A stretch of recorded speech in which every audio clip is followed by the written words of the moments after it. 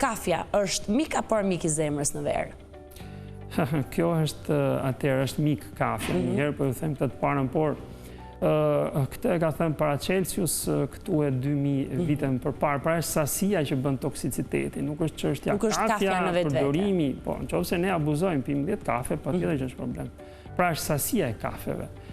Kafja, 2 deri në 3 kafe, ka studime dhe 400 mg kafein, themi deri në 4, ekspresi italian që ne përdorim në Shqipëri, është 80 mg kafein, 100 mg, përdoret ekspresi mirë në fakt, dhe mund të themi 2 deri në 3 kafe janë të shëndetshme, pra bëjnë mirë nga pikpamja kardiovaskulare dhe nga përqendrimi, nga në shumë aspekte.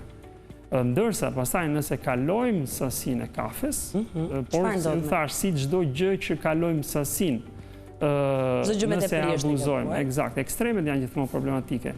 Nëse kalojmë, normalisht ka persona që janë të ndjeshëm, mund të kenë pak takikardi, mund të kenë pak dridhje, mund të kenë pa gjumësi, se varet dhe si e tresin. Pra, ne kemi disa enzima metabolizator, disa tretës të kafeinës, dikush është më i shpejt, dikush është më i ngadalë.